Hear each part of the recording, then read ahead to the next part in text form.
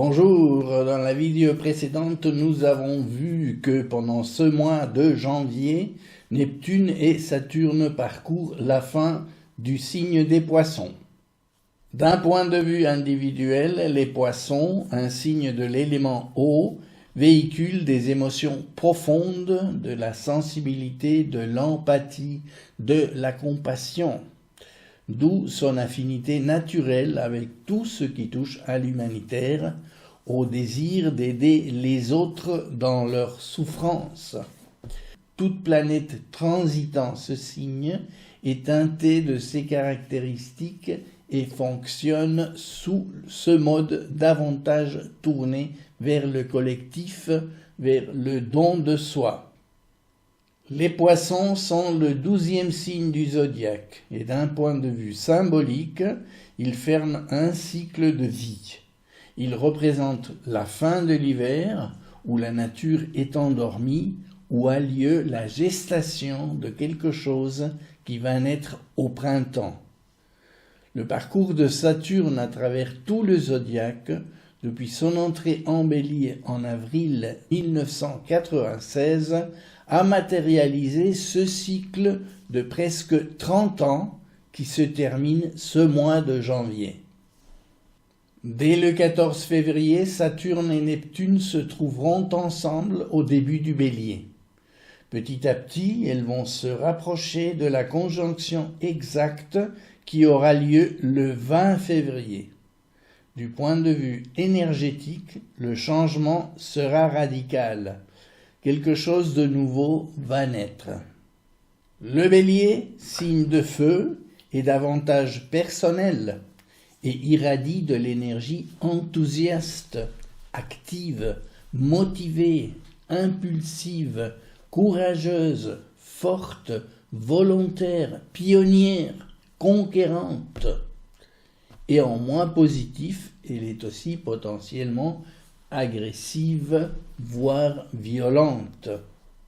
Avec Saturne et Neptune en Bélier, on peut s'attendre à beaucoup d'actions et à des changements importants, d'autant plus que cette conjonction va se produire avec l'appui en sextile de Pluton, la planète de la transformation, située au début du Verseau.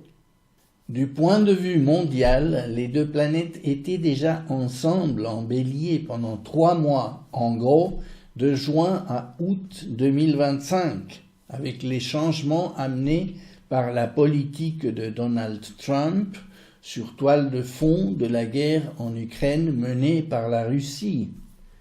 Mais avec la présence constante de Saturne et de Neptune en Bélier à partir du 14 février, on peut craindre que d'autres événements, encore plus radicaux, ne voient le jour. Dans mes vidéos précédentes consacrées à l'astrologie mondiale, dont vous trouverez des liens dans la description ci-dessous, je vous ai parlé du creux de l'indice cyclique qui préside aux événements mondiaux depuis la pandémie Covid-19, en passant par l'invasion russe en Ukraine et la grave crise en Israël, jusqu'à la réélection de Donald Trump à la Maison-Blanche. La conjonction Saturne-Neptune, qui a lieu en plusieurs phases, marque la période actuelle. Son entrée en Bélier annonce le début de gros changements qui vont affecter le monde durablement. Comme je vous l'ai expliqué, chacune de ces deux planètes ont des significations très concrètes par rapport à la marche du monde, que je vous résume ici par quelques mots-clés. Puisqu'elle se produit en Bélier, cela représente un nouveau départ pour le monde. Ce qui était en gestation dans les Poissons conduit à une nouvelle naissance à partir de ce mois de février. Au niveau géopolitique, des mouvements collectifs peuvent surgir de manière sismique, j'ai envie de dire. Je n'ai pas une boule de cristal, mais cela pourrait se traduire par des bouleversements dans des pays tels que la Russie et les États-Unis. Ce qui semble stable et solide encore aujourd'hui pourrait s'effondrer sous nos yeux de manière totalement imprévisible dans les mois qui viennent, voire l'année qui vient, puisque cette conjonction va rester active jusqu'en février 2027. Aux États-Unis, on pourrait assister à la destitution de Donald Trump suite à des mouvements de protestation sans précédent, par exemple, voire à une intervention musclée de l'armée. Idem en Russie, où la longueur de la guerre en Ukraine pourrait finir par éroder et ébranler la dictature poutinienne et provoquer la chute du gouvernement. Une maladie grave du président russe est également possible. La Russie pourrait être contrainte de se réinventer. L'Union européenne pourrait subir des changements majeurs, une réorganisation sur de nouvelles bases, sans parler de la Chine, bien sûr, qui ne resterait pas inactive. Je vous renvoie vers mes vidéos précédentes où vous trouverez les fondements historiques et conceptuels des idées que j'avance ici. D'un point de vue individuel, de cette conjonction, la planète qui sera vécue plus consciemment, ce sera Saturne, en Bélier, et l'encouragera à commencer quelque chose, même si cela représente un effort, une discipline. Ce sera le début d'un travail constant qui demandera du sérieux, de la compétence. Si vous êtes né dans la première moitié du Bélier, Saturne sera conjointe à un moment ou à un autre à votre soleil natal. Elle va faire appel à votre sens de la responsabilité. Donc elle évoluera entre les degrés 0 et 15 du Bélier pendant toute l'année. Vous serez amené à réfléchir, à planifier pour mener à bien un projet de longue haleine, peut-être. Mais cela pourrait représenter une contrainte, une perte de liberté, car il faudra s'astreindre à supporter une charge.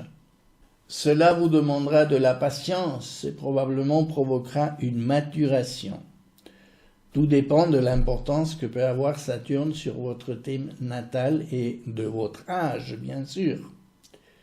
Comprenez que cette planète représente un frein à la spontanéité du Bélier, au dégagement direct et affirmatif de l'énergie. Si, en tenant compte des obstacles possibles, vous avez la capacité de vous structurer et de vous organiser, alors ce sera facile de vous adapter à un surcroît de travail ou de responsabilité, par exemple. Dans le cas contraire, cela peut vous sembler difficile à supporter, ce qui peut amener un climat lourd et du pessimisme, ou des problèmes avec l'autorité. Dans certains cas, cela peut ouvrir une période de fatigue, de dévitalisation. Des problèmes de santé peuvent se présenter, peut-être liés aux articulations, aux dents, à la peau. À nouveau, cela dépendra de votre âge. Suivant comment la pratique régulière d'un sport ou d'une activité physique peut être bénéfique. Neptune va sortir de son fief, les Poissons, et va progressivement dynamiser tous les signes du zodiaque sur un plan supérieur pendant 164 ans, le temps qu'elle prend pour parcourir tout le zodiaque. Mais elle va commencer par le Bélier. Son rôle est d'apporter l'idéal, la motivation spirituelle, en renforçant l'intuition, le rêve, l'imagination, la créativité artistique, le développement du côté droit du cerveau, les actions collectives et altruistes, la fusion entre les êtres, l'empathie, pour ne citer que quelques caractéristiques de la géante planète bleue, qui est en affinité avec l'eau, avec la mer, avec l'océan psychique qui relie les êtres. Dès le 27 janvier, Neptune va être en conjonction avec le soleil natal des natives et des natifs des premiers degrés du Bélier, c'est-à-dire pour les naissances entre le 21 et le 27 mars. Son effet sera subtil. Ne vous attendez pas à une illumination soudaine, mais le travail sera fait en profondeur et va créer progressivement une toile de fond qui va peut-être changer votre motivation dans la vie. Si à cela on ajoute ce que je viens de dire de Saturne, le réalisme de la planète aux anneaux va devoir se fondre avec une dimension invisible et subtile, ce qui pourrait vous surprendre. Une nouvelle motivation peut se faire un chemin en vous, vous ouvrant à des possibilités inédites, à des projets et à des réalisations nourries d'un nouvel idéal. Mais la présence simultanée des deux planètes au modus operandi radicalement différent peut être troublante, surtout si au niveau de votre thème natal, vous ne vous accordez pas bien à ces deux types d'énergie. C'est pourquoi vous pourriez entrer dans une phase de confusion où vous ne savez pas trop ce qui se passe, car des tendances contradictoires peuvent vous habiter. Si c'est le cas, accrochez-vous à ce qu'il y a de mieux de ces deux planètes. Gardez le cap vers le réalisme, évitez le désordre intérieur, fixez-vous des objectifs clairs, visez des motivations empreintes de générosité envers autrui.